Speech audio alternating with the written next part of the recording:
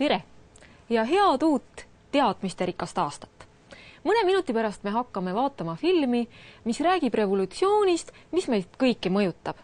See on siis virtuaalsest revolutsioonist. Ja selle revolutsiooni mõjust ja tagajärgedest hakkame nüüd kohe rääkima Tartu Ülikooli meediauuringute professori Veronika Kalmusega.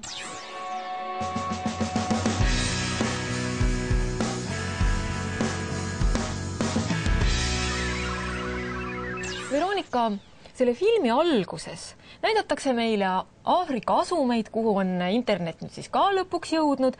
Ja kas me siis võime öelda, et kuulsa Kanada teadlase McLuhani juba 60-ndatel välja öeldud lause, et maailm on globaalne küla, saab lõpuks tõeks ja mida see kõik meile kaasa toob? Kahtlemata me liigume sinna poole, aga kui me vaatame seda filmi tähelepanelikult, siis tuuakse meile seal ka protsendid, kui suur osa maailma elanikkonnast on praegu internetis. Ja see on tegelikult suhteliselt väike osa, see on 20% ja ülejäänud 80% ei ole veel internetis. Nii et pikk tee on veel käia. Pikk tee on käia ja me ei saa ikkagi rääkida päris globaalsest külast. Aga kahtlemata see protsess on väga hoogsalt käivitunud. Ja ilmselt tagasi pöördamatu. Ma arvan küll, jaa. No siin filmis tuuakse seoseid ka hipimaailmaga. Öeldakse, et kust sai internet alguse? Hipimaailma ideedest, ilusatest, toredatest vabaduse püüetest. Kuidas teile tundub, kas selle hipipõlvkonna inimesed on selles internetis, mis meil praegu on, pettunud või nad tunnevad ikkagi uhkust selle maailma väga mõjutanud leiutise üle? Ma usun nii seda kui teist. Nad võivad kindlasti olla mingil määral pettunud, kui me vaatame kas või seda, kuivõrd kommertsialiseerunud tegelikult küberruum on ja kuivõrd ta on kaugenenud nendest algsetest ideaalidest ja eesmärkidest. Ja need vastuolud tuuakse väga kenasti ka seal filmis esile. Just nimelt üks peamine vastuolu ongi ju küsimus sellest, kuivõrd internet võimaldab inimestel täiesti vabalt ja tasuta jagada kõikvõimalikke hüvesid, teadmisi, loomingut ja nii edasi. Ja teiselt poolt, kuivõrd see on ikkagi tohutu suur turuplats, kus on võimalik neid samu hüvesid ja loomingulisi produkte osta ja müüa ning selle arvelt ka väga suurt kasumit teenida.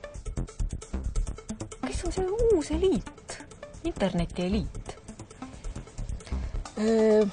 Paljuski endine eliit on potentsiaalselt väga edukas ka küberruumis. Ehk siis mõnes mõttes need samad omadused, mis võimaldavad tõusta eliidi hulka nii-öelda tavakeskkonnas, tavaühiskonnas pääsevad maksmusele ka küberruumis, kuigi mingil määral siin on näha teatavat põlvkondade vahetust.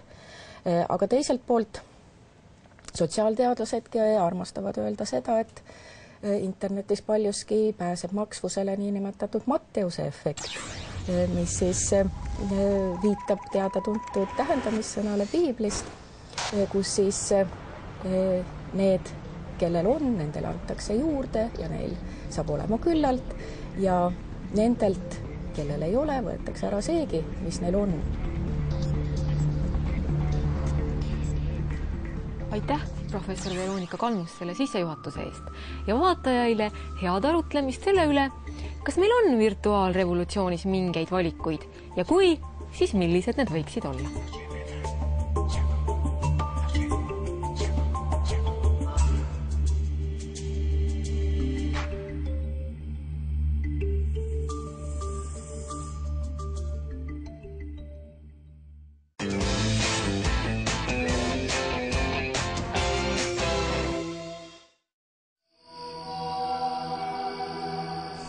Aafrika, inimkonna häll.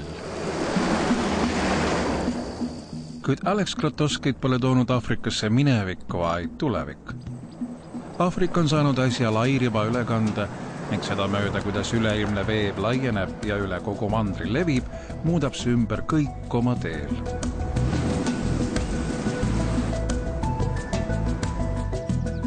Aburi väikelinn Ghanas on üks uusimaid, mis end üleilmsesse võrku haagib. Sel reisil on Alex Krotoskil kaasas Sir Tim Berners-Lee, mees, kes leiutas veebi.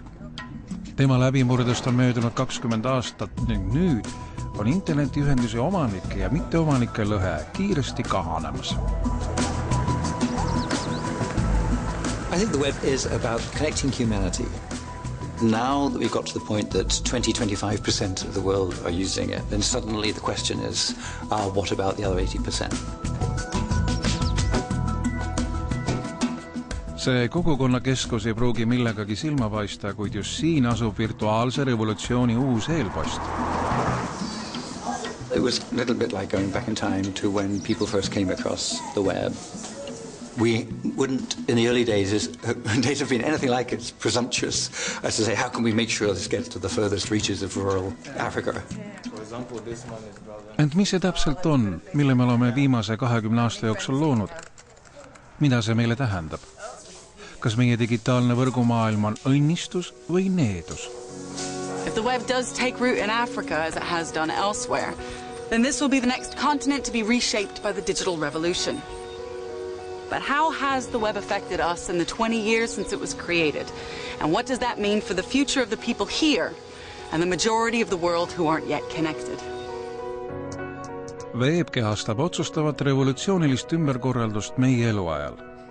Nüüd on ühendatud võrku ligi 2 miljardit inimest ning 10 aasta vältel, mil Alex Krotowski on veebi uurinud ja ajakirjanikuna käsitlenud, on see maailma vallutanud ja seda alustaladeni raputanud. Veeb on toonud kujuteldamatuid varandusi, ent samas innustanud miljoneid tasuta töötama.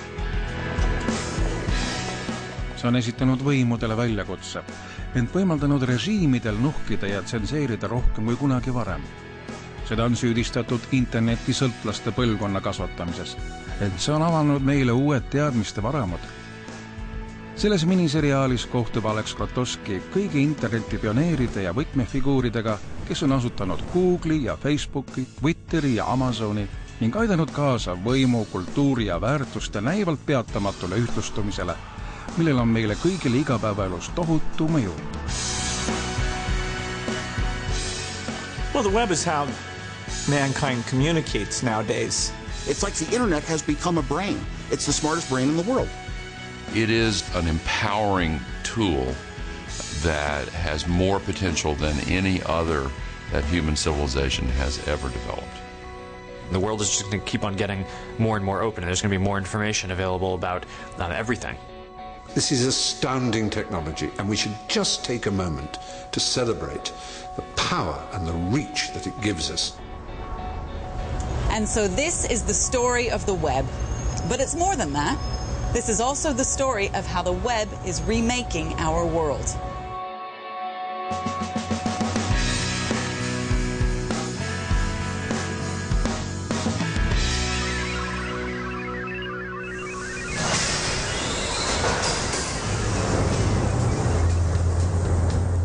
Üle 2 sajandi on möödunud ajast, mil me olime viimati tunnistajaks sama suurele ja kiirele murrangule, mille praegu on juhatanud sisse veebi loomine. Tööstuslik revolutsioon sai hoo sisse tol ajal radikaalsest tehnoloogiast, auru kasutamisest. And now the web heralds the next great revolution. Why? Well, because it does for information what steam once did for physical force. It supercharges it. The web allows anyone to publish and to distribute words, images, videos, and software globally, instantly, and virtually for free. Praegu kasutab veebi veerand planeeti. Üleilmne võrk on revolutsioon. Seda on ülistatud inimkonna suure ühtlustajana, uue tõotatud maana, mis tagab meile kõigile võrdse ligipääsu, võrdse hääle, võrdsed võimalused. The pioneers who paved the way for the web thought of it as the ultimate empowering tool. And so it came wrapped in an attitude, an online ideology that wants to give power to the people. The internet is a kind of rebellion. These people were opposed to the notion of hierarchy and authority. The people who originally created the internet were, by and large, social misfits who wanted to go on being social misfits. In a way, the libertarians have found their way to a space that is perfect for them to play out their ideas. it has completely blown apart and leveled access to communications and collaboration. The web as a great leveler, of course, is one of the goals of the web. Selles osas tahab Alex Krotowski uurida, kuidas on ühtlustamise unistus veebis teoks saanud. Kuidas see õõnestab sügavalt juurdunud omandiinstinkti, väärtusi ja asjatundlikkust, mil moel esitab väljakutse ärimudelitele ja kuidas veebi tõotatud võrdsus satub konflikti inimloomuse meie loomupärase sooviga kasu lõigata ja valitseda. It's about the meaning of this conflict and about how that has helped to create the web, this messy, beguiling, and hugely powerful phenomenon that we know today.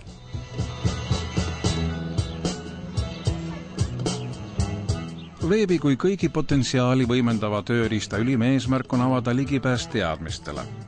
Et teada saada, kuidas see toimub, külastab Alex Krotowski üht Ameerika haridussüsteemi uut sammast. Mitte eliitülikoole nagu Harvard või Princeton, vaid New Mexico osalegi Dixoni linna, kus tähistatakse parajasti tööpüha. Ta kohtub Einar Kvaraniga, kes mängib oma bändis trumme, kui koduseinte vahel on väikest viisi revolutsionäär. Einar osaleb tähelepanuväärses ettevõtmises, mis võimaldab tavalistel inimestel luua veebis midagi erakordset. Ta on Wikipedia legendaarne ja viljakas kaasautor ning see netientsüklopeedia on kujunemas maailma kõige tähtsamaks informatsiooni allikaks.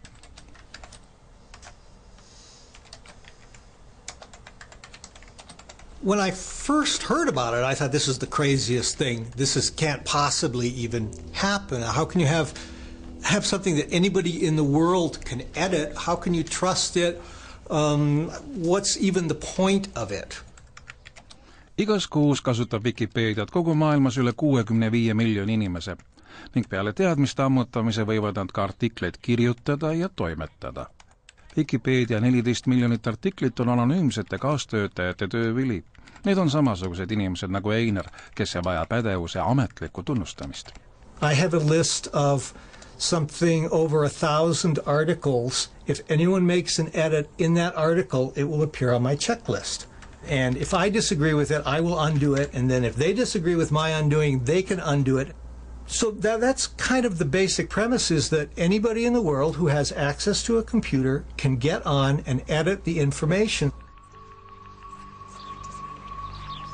Mõte seisneb selles, et asjatundjate koostatud ja eliidi ülalt alla suunatud tõdede, teadmiste ja täpsuse asemel sünnib tarkus aegamisi massidest ja jõuab alt üles. Ent esitades väljakutse sajandeid kogutud teadmistele on see rahvavõimu uus vorm kutsunud esile tuliseid vaidlusi. I despise Wikipedia. I loathe Wikipedia. I'm appalled by Wikipedia. I use it throughout the day. I think that the web, its greatest miracle is of convenience, but the price they pay for being so speedy and available is in accuracy. I challenge anybody to find a better, faster source of perfectly acceptable knowledge for almost all purposes that you would require as a normal citizen. Wikipedia on parim näide selles, kuidas veeb meie kõigi potentsiaali edendavat. See pakub midagi tasuta, õõnestab autoriteeti ja võimaldab tavalistel inimestel teadmisi üheskoos kujundada. Ehk teisisõnu viib ellu veebi asutajate ühtlustumisunistused. To understand how the web gave rise to Wikipedia, we have to understand the web's roots in a culture of free will and self-expression that can be traced back 40 years.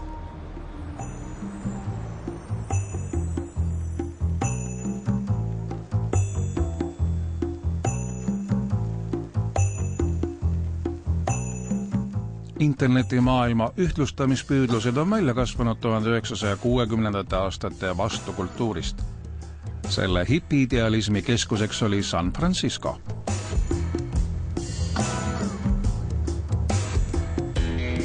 No one really knows what's happening in San Francisco, but this is where it's at. traditional home of the way out, today Mecca of happy hippies who are cracking the smooth silhouette of America's materialism with that ultimate weapon, with love.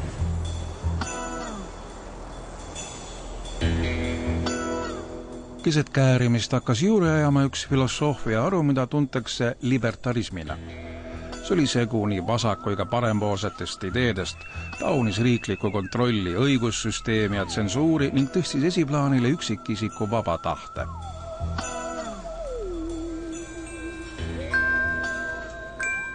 Kui see vastukultuuri unistus reaalses maailmas närvus, leidsid samad ideed 1970. aastatel õide puhkemiseks uue ja üllatava paiga.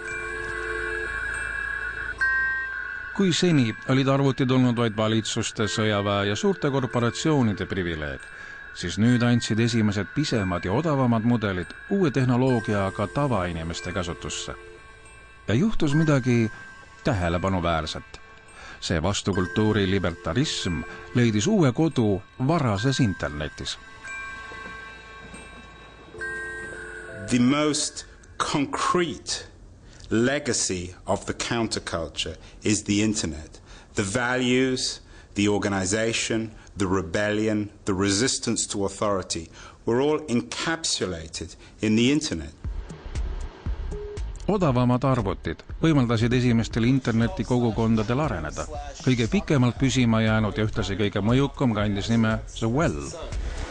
Over in the corner there, that actually is The Well right now. See asutati 1985. aastal ja kus mujal kui San Francisco lähistel. Ning on võimalik, et ilma selleta poleks Facebooki, Twitterit, MySpace ega teisi sotsiaalvõrgustikke kunagi sündinud.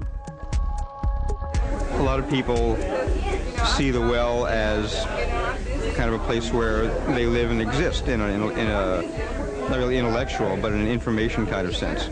I met a member of the Grateful Dead on The Well. But there's a certain percentage of people in The Well who are what I would call intelligent misfits who've made it work for ourselves.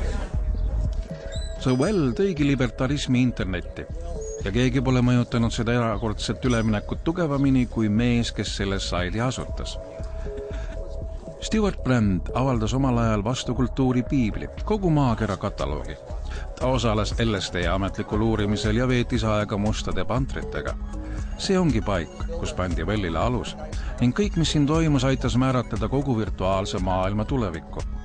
Tolleks ajaks oli internetiga kokku puutunud vaid tühine 1% planeedi elanikest ning just Well andis paljudele esimese ettekujutuse küberruumist. What was it like? I mean, there must have been such a sense at that time that you wanted to change things, that you wanted to revolutionize communication, knowledge, community, the whole shebang. I think the assumption we were working on was that the revolution was in progress. We didn't have to push it. And mostly what was drawing us was a sense of both curiosity. What happens if you poke this, try that, think of the other thing. And part of what we were doing was basically making a scene. And so you just had this overlap of people who weren't rich yet, weren't powerful yet, but knew how much juice they had and what a huge opportunity space was opening up in front of us. Usually I check in news first to see what kinds of interesting things are happening, and then I go to wherever there's a controversy brewing. And if it's lunchtime at the office and I don't feel like going out, I'll log into the Well and go into the pets conference and talk about my cats. If I've had a particularly stressful day, I go to the Weird conference, which is where everybody lets it all hang out. There was 3 or 4 different flavors of sex conferences, from pretty hardcore to very gentle. There was the True Confessions conference where nobody said a bad thing to anybody else, no matter what they did and that they were fessing up to. Many people credit The Well with infusing the early online world with an anything goes attitude. And it did.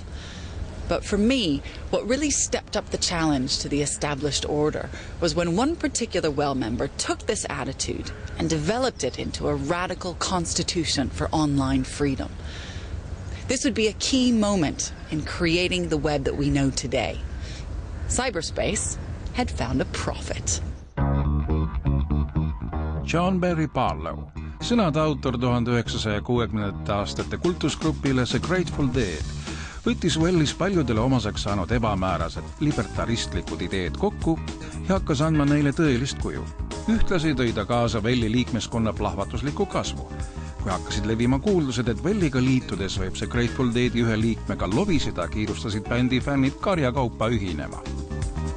Deadheads had been online since the very early days of the internet. What they spent most of their time doing was arguing with one another about our deficiencies. The internet. Right, you know. Barlow jõudis veendumusele, et internet on traditsioonilisele võimule väljakutse ja kui pavastada informatsioon, aitab see vabaneda meil kõigil. You know, you don't have to control people much if you can control what they believe, and you can control what they believe if you control what they have access to. If you can control what they can know, the rest of it is a very simple matter. Barlow aitas asutada tänaseni mõjukat elektroonilise piiri fondi, mis võitleb isikuvabaduste eest internetis. See on rajatud ideedele, mis kristalliseerusid ta küberruumi sõltumatuse deklaratsioonis. Governments of the industrial world, you weary giants of flesh and steel, I come from cyberspace, the new home of mind. On behalf of the future, I ask you of the past to leave us alone. You are not welcome among us. You have no sovereignty where we gathered. It wasn't so much as let the people go. It was a statement saying, hey, we're already gone, dude. You know, you're going to have a hell of a time trying to catch us. Your legal concepts of property, expression, movement, and context do not apply to us. We will create a civilization of the mind in cyberspace. May it be more humane and fair than the world your governments have made before.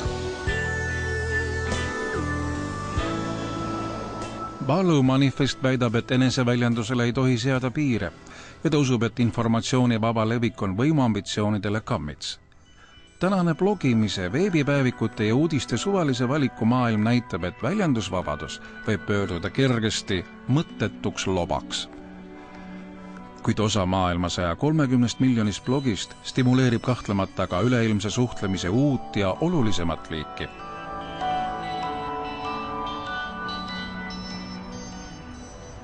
The web allows people to express themselves, receive ideas, discuss them with others, reflect on them, and then come up with what seem to them better ideas. And that's a very exciting and revolutionary prospect. Ning kui veebi õigesti kasutada, võib see poliitilist maastikku põhjalikult muuta. Orio Kollo alustas blogijana võideldes Keenias kodanikuõiguste eest. Ent varsti arendas ta välja uue viisi, kuidas veebi reaalsuse dokumenteerimisel ja rahvamasside võimete rakendamisel ära kasutada. Teda ajendas koletu vägivald, mis 2008. aastal Keenia valimistele järgnes. At the time, I'd gone home to vote for the election. It was my first time voting, actually. And so for me, it was a very emotional moment. And I was also covering on my blog the period leading to the campaign. It was a very contested election. I think none of us anticipated the fallout. Valimistulemused äratasid kahtlusi muuhulgas ka võltsimiste pärast. Rivaalitsevate kandidaatide toetajate vahel puhkes hõimuvägivald. Ametlikul meedial oli raskusi süvenema kriisi kajastamisega. So they, diaspora people, were getting information from their families, sending it to me and people locally. And I realized what I was seeing from the citizens was not being captured when I turned on my TV, what I was seeing. I mean, I thought clearly, if this is just me, one individual who's getting all this kind of, there must be a lot of stuff going on that we are not seeing in the news. Ori koondas rühma huvilisi ja asutas veebilehe Hushahidi, see tähendab suahili keeles tunnistajat. Ning loodud sait võimaldas tavalistel inimestele rünnakutest teada anda ja luua rahutustest minuti haavalt täpse pildi. Saanud endale väljundi avaldas rahvas Keenia valitsusele survet astuda samme vägivalla lõpetamiseks. The attention was phenomenal, something we didn't anticipate. And what we quickly grew to realize was that there was a need for this kind of platform. And so we realized that we need to turn this into a tool that anybody can use. Ushahidi reminds me of the early days of the web. It seems to me that with sites like these, we're actually realizing the potential of the technology and that the world is grappling with what that all means. Veebi võime rakendada miljonite üksikisikute potentsiaali on inimkonna ajaloos enneolematu. Näib, et unistus suurest ühtlustumisest on saanud teoks. See on paradigma muutus, mis on võrdne trükipressi leiutamisega.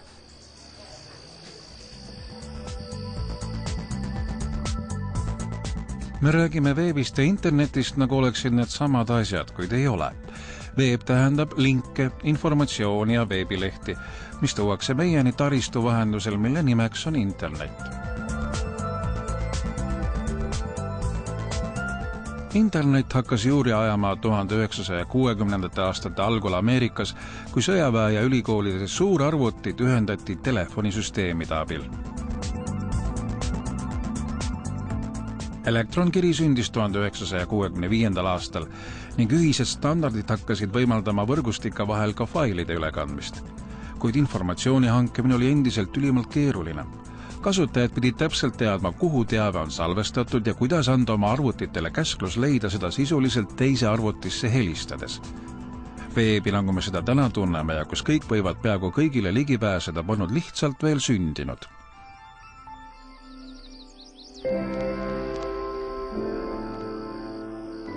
Veebilehtede eelses maailmas võis sattuda internetti minnes vaid mõnda küberruumi kitsasse soppi. Et luua internetivõrku selle praegusel kujul, oli vaja inimest, kes kirjutaks ühiskeele, mis sidestaks kogu planeedi arvutitesse salvestatud andmed. Meest, kes leiutaks üleilmse veebi. I invented the web just because I needed it, really, because it was so frustrating that it didn't exist. Ainult üleilmse informatsioonivõrgu loomisega, kuhu on ligipääs kõigil soovijatel, võis veebis saada ühtlustav tehnoloogia. Selle väljaarendamise lugu sai alguse sügaval põrandal rohkem kui pool sajandit tagasi. This is CERN, the European Organization for Nuclear Research at Geneva, only yards from the French frontier. 1954. aastal alustasid 12 Euroopa riiki koostööd aatomi lõhustamise alal, et avastada selle tuuma moodustavate tillukeste osakeste saladus. Tim Berners-Lee asus CERNi tööle 1980. aastal. I was at CERN, exciting environment, people coming from different countries, people coming from different universities, working for different people. And because they didn't all work for the same company, they weren't all told to buy the same software and buy the same computer. So they came with different sorts of computer, different sorts of software, so their documentation was all in different systems. And you wouldn't be able to really bring up the information from one thing at the same time as the other. You'd have to bring up information from one and write it on the back of an envelope and go to the other system and maybe type it back in. Berners-Lee asus arendama täiesti uut süsteemi, püüdes ühendada kõiki erinevaid arvutisüsteeme, mida CERNi paljurahvuseline töötajaskond kasutas. 1989. aastal esitas ta ettekande, mis kandis igavat pealkirja informatsiooni haldamise ettepanek. I wrote a memo about the idea and I put it around. It turned out that my boss had written vague but exciting in the top corner of his copy, and that was perhaps why he let me do the project in my spare time. Berners-Lee võttis appi mõned juba olemasolevad tarkvaralahendused ja lõi midagi revolutsioonilist. Tema ebamäärasest, kuid põnevast ideest kasvas välja üleilmne veeb ja 6. augustil 1991 riputati CERNis interneti esimene veebileht. And I know that you'd love me to say that, well, I got it all wired up, and then there was this big switch, and we threw the switch and the lights dimmed for a moment, but then there was this incredible high-pitched whine, and that was the web taking off all across the world. People starting to log on and type in hypertext, and we could feel if the power, all these links spreading across the planet, and we just had to hold on tight. And then the call came in from the BBC, the New York Times, and The Economist about what it was that was happening to the world, and the stock market sort of took this incredible uptake. And then we turned it off. No, it was it was started off in a very small way. Berners-Lee süsteemist on saanud kõigi arvutite sisu ühendamise universaalne meetod. Tema läbimurdeks sai dokumentide sidestamine juba olemasoleva hüperteksti idee ühendamine interneti taristu ja protokollidega. Selleks andis ta dokumentidele ainuomase veebiaadressi, URL-i. Need olid esimesed veebilehed, mis loodi ja vormindati uues universaalkeeles nimega HTML ja võisid leida ühenduse mis tahes interneti ühendatud arvuti teiste veebilehtedega.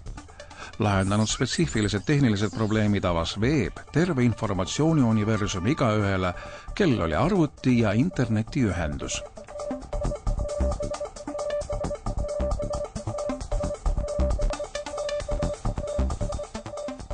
It seemed like a brave new world. It seemed like a new democracy. It seemed like a new way of people coming together. It seemed the most fantastic, radical and extraordinary development since Gutenberg in 1450 produced his Bible and his first pieces of print. The dream that everybody wanted to be connected, that goes way, way back. It's about letting people share information.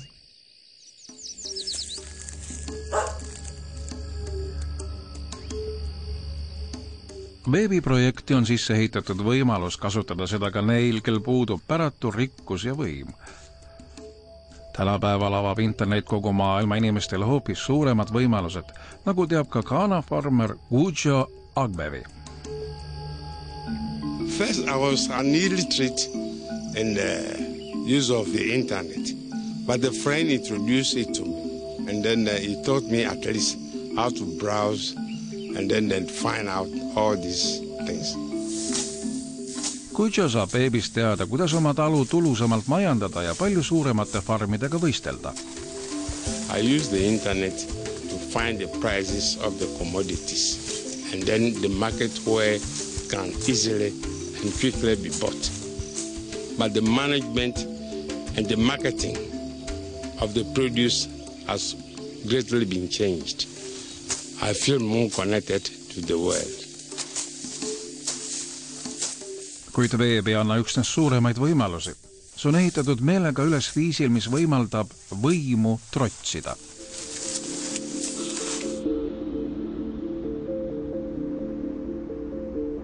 The web was designed to give all users equal access. You don't need permission to visit a website or to create one. And when you're on the web, there are no governments generating rules and regulations. There's no center and no controlling authority. It's the ultimate leveling. What we had with the development of the World Wide Web was a technological solution built at CERN that meshed with the hippie dream. Little wonder then that the web was set on a collision course with conventional notions of social order and hierarchy. Well, the revolutionary thing, I think, was that it let people be very free. It constrained them as little as possible. It allows you to publish whatever you liked. It allows you to publish in any format. But the really important thing was it could be done on a server without asking anybody else, without having to register. For most of Western history, you've had an authority framework that was vertical. God on top and you on the bottom, and Dad and the Pope and the King and whomever, somewhere in that great white column. And suddenly authority, as a technical matter and as a political matter, was horizontal. I mean, when you listen to people like Berners-Lee and all the rest of the crowd, they idealize this notion for the first time in human history. We've created something without a center. It can't be controlled. Well, the reason we created it is because these people were opposed to the notion of hierarchy and authority. So it wasn't an accident They created their ideological wet dream. Ning leidus veel üks viimane asi, mis muutis veebi omamoodi krüptoniidiks, mis ähvardas õõnestada nii ühiskonda kui ka 20. sajandi majandusmudelit. See oli tasuta. Tim Berners-Lee is someone who invented something of unbelievable power, but has turned his back on any kind of profiting from it, really. And I think we should celebrate him, not just his ingenuity, but the World Wide Web worked because he opened it up, because it was free for all to use. It's true open source in that sense, and he should be daily thanked by everybody who gets any pleasure or profit out of the World Wide Web for that supreme act of generosity, selflessness, and idealism. Tim created a kind of set of tools, if you like, which he gave away to the world and said, I've created this toolbox, I'm not quite sure what to do with it, but see what you can do with it. And by giving that away, rather than controlling it, he started a whole process of huge social and cultural innovation.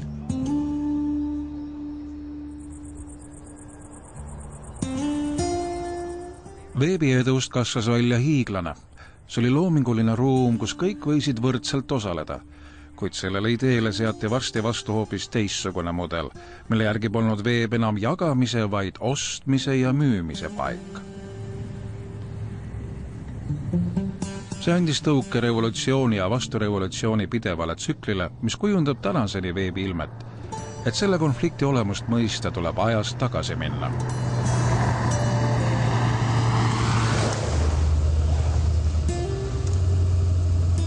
The year was 1975. Pink Floyd was on the radio, Jaws was at the cinema, and the Vietnam War had just finished. But it was also the year that a young Harvard dropout named Bill Gates arrived in Albuquerque, New Mexico.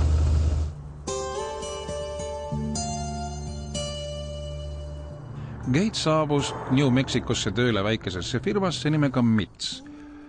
30 aastat tagasi olid mõned MITSi suuremad kliendid asjaarmastajad, raketientusiastid.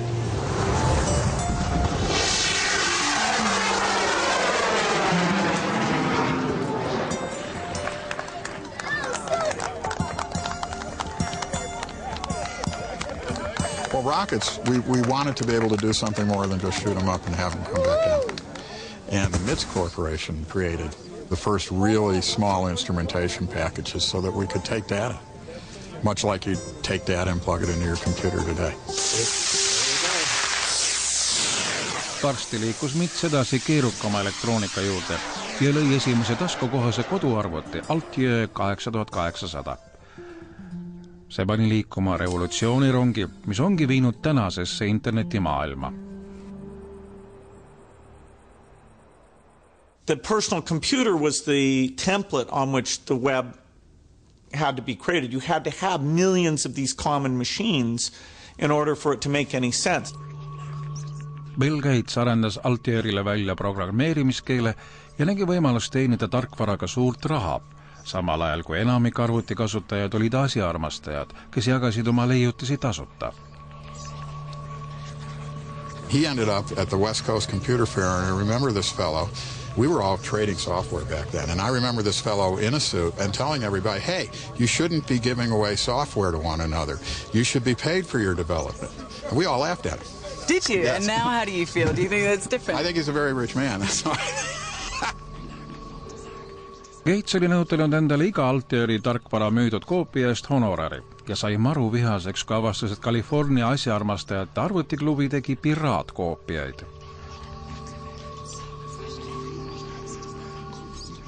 Well, we had one copy of the tape that our club library had purchased, and one member of the club took that tape and borrowed it for 2 weeks. And when he came back, he brought back like 4 copies. And we got a letter from Bill Gates, all upset, copyright, you're copying software and you shouldn't. Because it was basically, hey, you have to pay for what you use. When we started Microsoft and some people were copying the basic tape, I said in a letter, hey, we'll write more software if more people pay us. Something should be free and something should be paid for. 20 aastat hiljem naasevad Bill Gates ja Microsoft võitlusväljale internetis. Üleilmse veebi tarkvara oli jagatud tasuta, sest Tim Berners-Lee ja teised varased pioneerid uskusid, et internet peab olema rajatud jagamise ideaalile. Kuid Bill Gatesile ja teistele temasugustele oli see sajandi suurim ärivõimalus.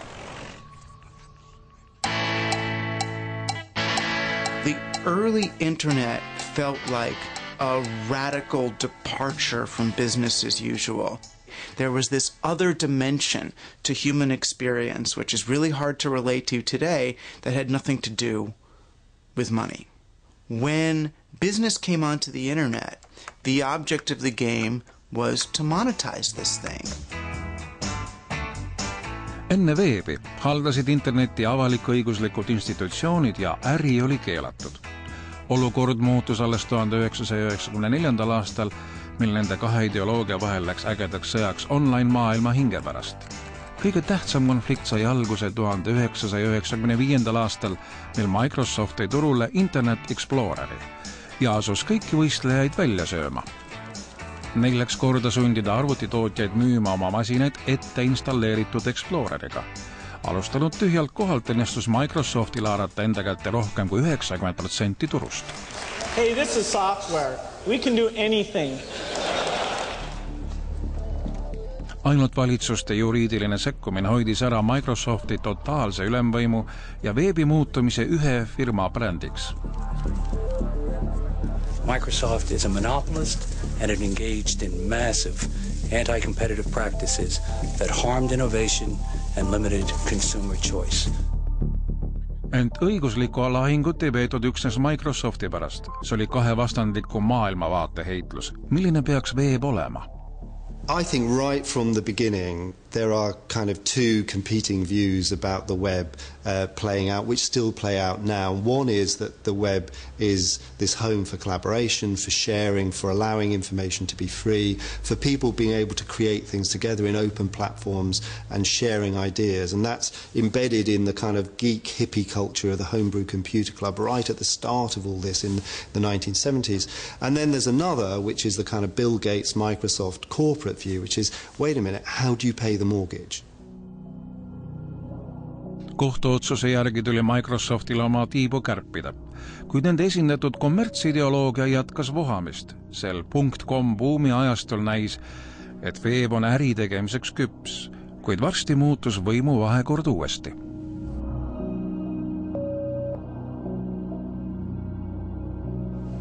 As Internet Explorer popularized the web, bringing millions online, people began to learn what the web could do, for better and for worse.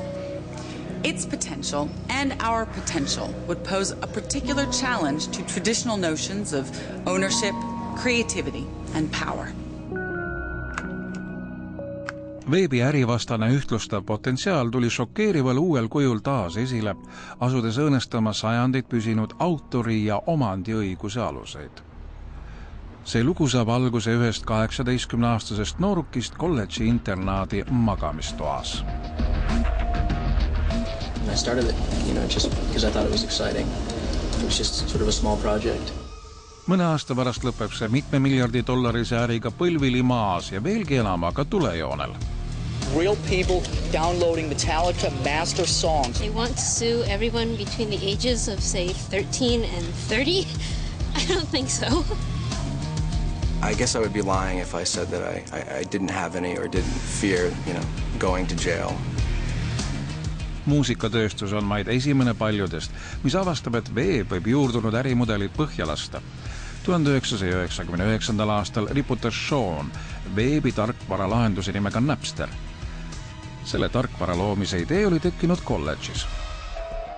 I got paired up with a roommate who loved obscure rap music, and it was, around that time that I started envisioning an idea where people could install a piece of software that would let them share their music collections as well as access other people's collections. Napster kasutas ära muusika üleminekut CD-lt digiformaatidesse nagu MP3, mida oli lihtne kopeerida ja vastastikku vahetada. See võimaldas veebikasutajatel kogu maailmas muusikat omavahel seadusevastaselt tasuta vahetada, maksmata sellest ainsatki senti.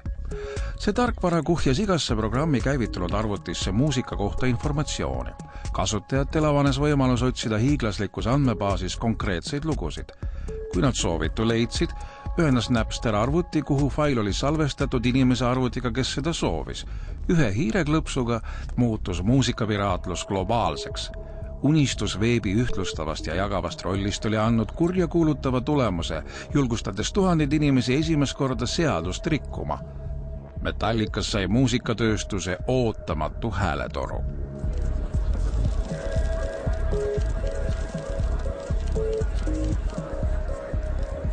If you have the right to download my music for free, then let's say that you're a plumber or you're a car mechanic or whatever, then I have the right to call you up at any time and demand that you come over and fix my plumbing for free, or that you come over and fix my car next time it's not functioning for free. I never imagined at the outset that Napster would change the music industry at the level that it did, but they certainly felt the pain of being forced into a world of digital distribution. Pärast 2 aastat kohtulahingut seati Napsterile 2001. aastal piirangud ja lõpuks oleti sootuks. Kuid tema koha võtsid üle teised keerulisemad teenused. Tänapäeval väidab Suurbritannia meelelahutustööstus, et 95% internetis vahetatava muusika eest ei maksta ning filmide, tarkvara, telesaadete ja muusika ebaseadusliku allalaadimise tõttu saamata jäänud tulu ulatub 531 miljoni naelani. Our computer technology lets us copy everything instantly. It's very scary. It means a new world. A new world's ahead. And it may take decades. It may even take centuries before we actually get to the final ending point. Niisiis on veeb ohustanud viise, kuidas traditsiooniline informatsioonile ja kommunikatsioonile rajatud tööstus on äri teinud. Ning see dramaatiline nihe hõlmab enamat kui vaid piraatlust ja vargust. Küsimus on ka viisis, mil moel saab veeb jääda truuks oma autoritaarsuse vastastele võrdsustavatele ideaalidele. The web's essential design, the ability to share information globally and instantly at virtually no cost, wrenched control from the traditional middlemen, the agents, the publishers, the newspaper editors, and allowed people to connect directly with one another, so everyone could have an audience or a following. In this brave new, connected world, you didn't have to be anybody to be a somebody. When the web first came, it felt like the whole new world was opening up because you had a way to be a publisher that you never had before. There were only very few discrete sources. Who are the publishers of the world? Oh, I can go here and I can go there and I can go there, and you were limited. Now someone with an iPhone can post a video, make a podcast, connect to someone else. Anyone with the means of communication through a computer can have access potentially to a vast audience. Selle plahvatusliku loomingu kohta öeldakse netiargoos kasutajate loodud sisu. Hinnanguliselt on 5% kogu veebimaterjalist amatööride loodud. Kogu inim- ja loomaelu on olemas. Üks suuremaid levitajaid on YouTube, veebileht, mis võimaldab kõigil oma videoid netis avaldada.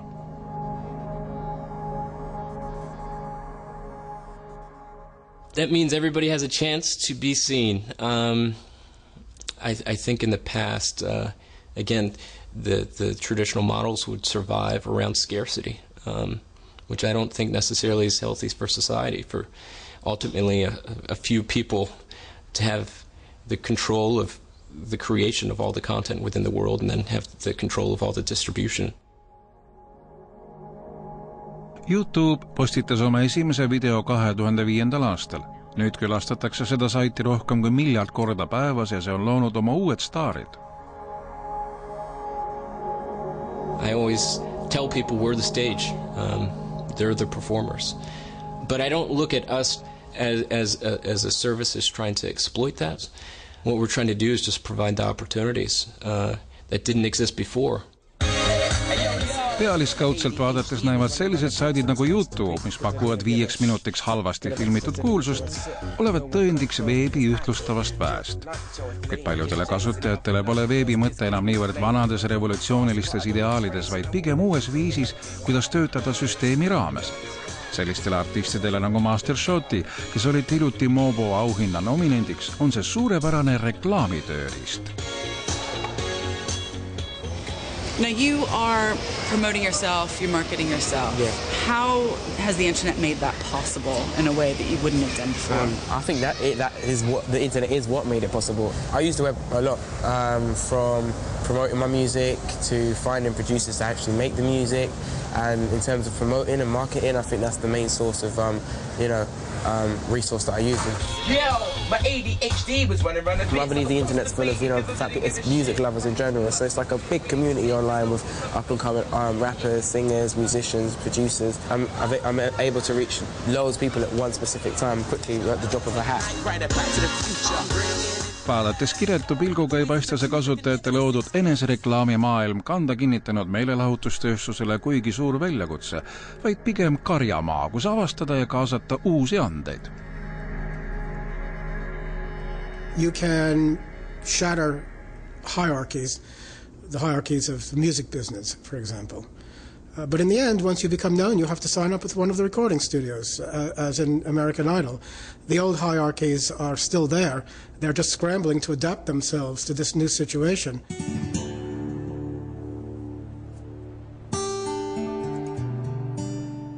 Veeb muudab loomise ja jagamise lihtsamaks, kuid see ei tähenda tingimata loominguliste eluvaldkondade demokratiseerimist.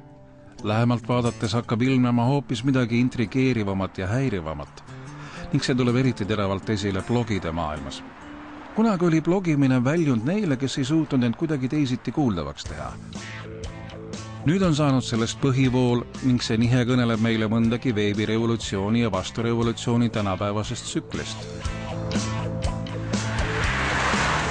Alex Klatovski sõidab kohtuma uue meediamaastiku ühe võtmefiguuriga Arianna Huffingtonile.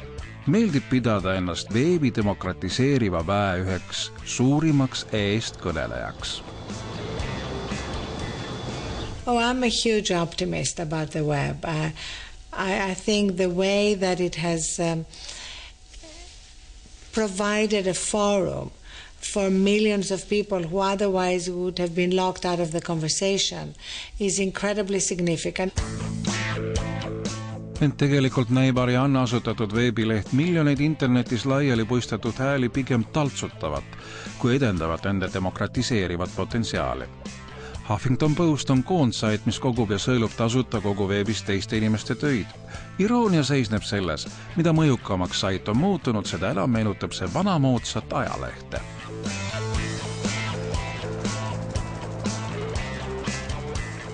I feel that we are moving towards a hybrid future, where we combine the best of traditional media, accuracy, fairness, and the best of new media, transparency, immediacy, accountability. Ent selles hübriidmaailmas pole enam kõigil võrdset sõnaõigust, vaid toimetajad filtreerivad ja välistavad arvamusi. The hybrid future that I'm envisioning is going to include millions of voices, but it's not going to eliminate editors. In fact, editors will be more important than ever. Veebipioneerid lootsid, et see teeb kuuldavaks miljonid uued värsked hääled, kuid selle asemel on saanud Arianna Huffingtoni taolistest inimestest uued väravavahid, kes on asunud endisi hierarhiaid kävedalt taastama. I think it reflects the fundamental intellectual bankruptcy of the internet that someone like Arianna Huffington should have come to symbolize the supposed revolutionary qualities of it. I mean, she's an interesting woman, but she's about as revolutionary as my dog. Kuigi veebipromootorid kiidavad lakkamatult üles selle rahutut, vahetegematut loovat energiat, näitavad faktid, et see pole alati nii. Näiteks blogimise maailma on tabanud kriis. 2002. aastast alustanud rohkem kui 130 miljonist blogist magavad üle 90% nüüdseks talveund. This power shift is no isolated example. It's a consequence of the web's unique design. Its early supporters believed that a space without rules and regulations would be more equal. But it seems to me that as the web has grown, a paradox has emerged, and the opposite is happening. The very lack of regulation means that those with the most resources can shout the loudest and can impose their brands and their authority. Et mõista võimu tõelist jaotust veebis, kujutlegem küberruumi kosmosena. Siin näeb esimest korda Suurbritannia veebiliikluse matemaatiliselt korrektset mudelit. See on galaktika, kus domineerib käputäis megabrände. Britid kasutavad Google'i otsingumootorit igas kuus rohkem kui 38 miljonit korda. 1/3 on nüüd Facebookis oma lehekülg. eBay lehel on 21 miljonit külastust kuus. Amazonil 16 miljonit. Veebis on üks otsingumootor, üks ostu- ja müügiturg, üks raamatupood ja üks sotsiaalvõrgustik, mis loevad. I think you can see it in companies like Google and YouTube, the massive aggregation of new wealth and power, the tiny elite of people from mainly Silicon Valley. When you think about it, it's odd that there are no competitors to Facebook. There's competition for everything in a capitalist society. The way Honda competes with Toyota, the way Pepsi competes with Coke. And does that fact demonstrate, in fact, that the Internet is a limited place for all of its rhetoric about entrepreneurial and cultural freedom? You see with the Internet a very pure manifestation of the way which power works.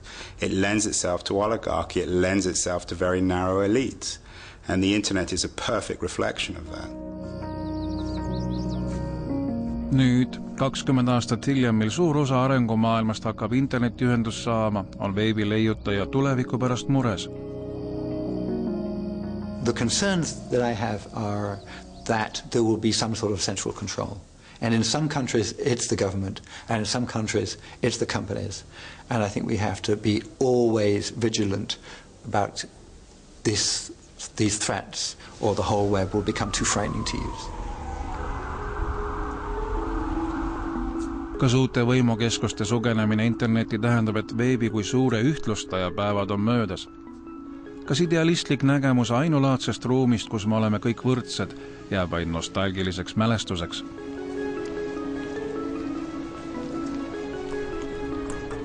See on mees, kel oli võrdsustamisest kõige auahnem unelm. Teekond on jõudnud ringiga tagasi Wikipedia juurde. Selle algataja tahtis vallandada rahvamasside väe ja demokratiseerida inimkonna teadmised. Mees kogu maailma kasutajate kaasabil loodud informatsiooniallika taga on Jimmy Wales. Wikipedia in many ways does break down a lot of hierarchical assumptions that people have. It turns out that it's easier to get quality when you have more people participating and when you judge the quality of someone's work on its own merits rather than paying too much attention to their credentials. Ent Wikipedia kasvades on olnud üha raskem järgida kõigile võrdsete volituste andmise ideaali. Reegleid on tulnud karmistada, et vältida artiklite kaaperdamist. Üksmeeles sündinud tõe asemel on tulnud üha rohkem politseinikuna korda luua. It's funny that we used to be criticized for being too egalitarian, now we're criticized for being too elitist, and somewhere in the middle we passed the day when everything was fine, but and no one noticed. Nüüd on arendatud välja terve süsteem, mis peaks lepitama vaba ligipääsu Wikipedia loomisele ning täpsuse ja autoriteetsuse nõude. Toimetajad saavad artikleid lukustada. Mitu tuhat administraatorit võivad neid kustutada. Arbitraažikomitee 12 liiget lahendavad tüliküsimusi ja püramiidi tipust troonib Jimmy Wales ise. We're actually more structured like the British system than anything else. That we have this very interesting mix of democracy and aristocracy and checks and balances. So do you think that it's human nature for elites and hierarchies to emerge? I don't even like the terms that you're asking the question because I think when we talk about elites and hierarchies, people are thinking, or they will tend to think in terms of top-down structures, authoritarian type structures, whereas what I see happening is that communities can come together, create norms and standards and institutions for dealing with those things. But it also involves drawing some lines and saying, look, at some point you're not being constructive and you're not really, we don't want you here. We've seen how the rampant piracy on Napster, the creative freedom offered by blogging and YouTube, and the amateur scholarship on Wikipedia can level the world. But even in these revolutionary web spaces, a counter-revolution has inevitably followed. The web is being colonized by new gatekeepers and new elites. And so the real question for me is whether the web is inherently unequal simply because it mirrors the inequalities and the hierarchies in our world.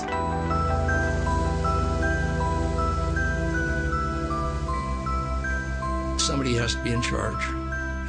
That's what I was taught in the Army, and I believe it, that there's got to be somebody who is responsible for everything that the system does and fails to do.